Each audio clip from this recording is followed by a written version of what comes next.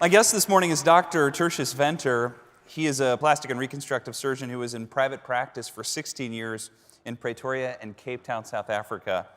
In 2001, he volunteered on board a mercy ship, and his life would be forever changed.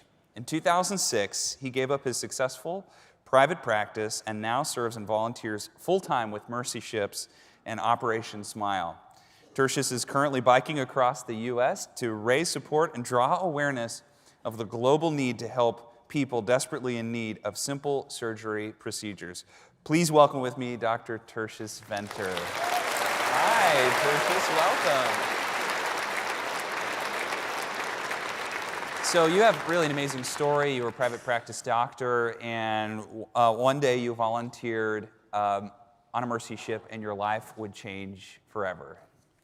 Yeah, I grew up in a Christian home and been a Christian all my life, and God just tremendously blessed me with a wonderful family. Practice went well. I was happy in my work, had more material possessions than I ever dreamt I would have. But still, there was something lacking, and I really asked God, what is it? I don't believe I'm just being blessed for myself. There must be more in life than just me. So I kept on praying to God, and then the Anastasis Mercy Ship, which is a hospital ship serving the poor in the world, came into our port, and I just knew in my heart I had to sign up. And I went to Gambia, which is in the far part of West Africa near Senegal. Short 10-day visit that changed my life completely. I had a very intimate encounter with God. And in a 5-minute period, my life was totally changed, and I was just overwhelmed by His love and by His presence, and His love compels me to just carry on living for Him. So you had some great encounter in, do you say Nambia? Gambia. Oh, Gambia. Gambia. And what was this encounter? Well, I was just sitting alone, having quiet time out on the deck, under the, this heavy impression of the poor that I met there. I never knew people were so poor in the world and had such big needs. And realizing by looking them in the eyes and talking to them that the only difference between me and them was where we were born, which is just grace. But the needs are the same. And also by the Christians that just serve these people out of love and at their own expense. And sitting there and just asking God, because I also had a heart to bring God to atheists and people who didn't believe in Him. So I was really praying in all honesty, why can't I see you, God? Why are you this God that's not visible? And I was just suddenly overwhelmed with His presence and love, and I just heard Him in my heart and head say, but I'm too holy for you to see me, but my presence and my love will be with you. And that closeness, that intimate closeness of God just changed my life forever. And went home, suddenly all my material possessions had no meaning anymore, and I just wanted to spend time with God. Wow, that's amazing. Yeah,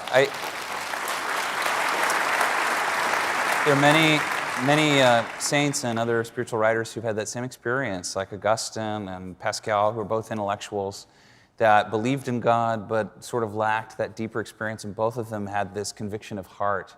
I think John Wesley said his heart was strangely warmed. So you have others who have this encounter with God that's much more than a cognitive, rational sort of, or tradition or religion. It was a deep, and you got that, right? You got that, and it changed your life.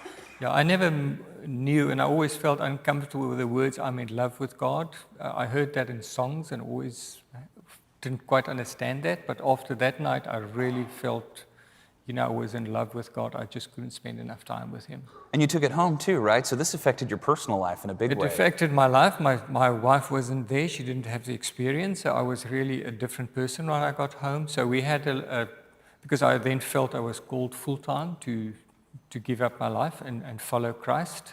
Yeah, but you don't live life alone, so you got to get... Yeah, so He also said wait, not to go immediately.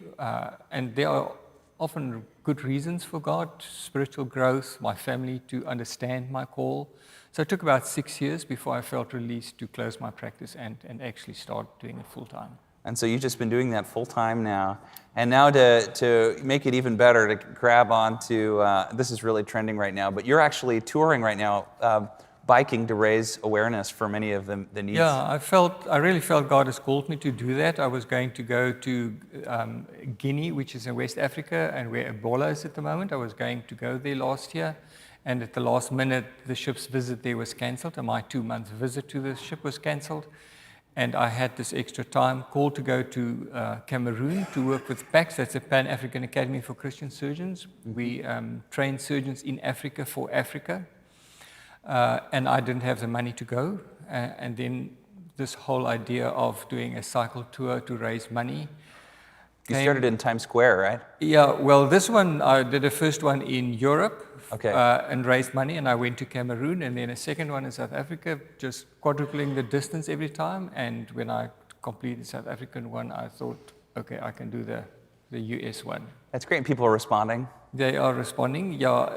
I mean, my main purpose is really to tell people about the global surgical need, because 1 out of 3 people in the world has got no access to surgical care whatsoever. So if you have a burn contracture, a burn wound, if you have acute appendix, if you fall out of a tree and you break your arm, there's nowhere you can go. Yeah. And it kills millions of people.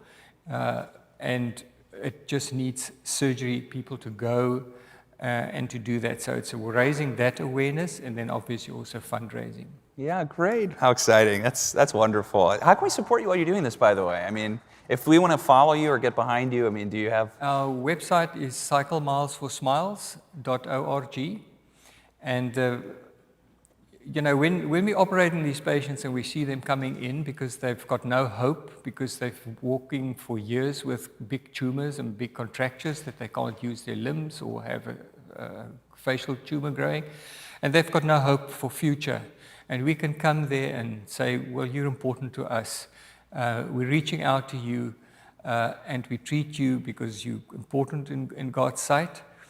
And you see the difference afterwards, how that lifeless eyes, how it just changes into a big smile. So our campaign is really to put smiles on hearts and faces, and that's why we call it Cycle Miles for Smiles. Well, you're absolutely the type of person who is living in the Father's world, who your heart breaks for the things that breaks the heart of God, and I think that you're an example to many doctors and many professionals who maybe are doing well in their career but want to do something more, to take a risk for God and do something great for others, even if it doesn't have personal financial benefit. I mean, that's just a wonderful thing and a wonderful example you're making for all of us. We're so thankful for you, Dr. Venter. And what is, you know, as we finish, there's millions of people listening who are probably going to be very impressed with your example. What is the one thing you would say to everyone who's listening?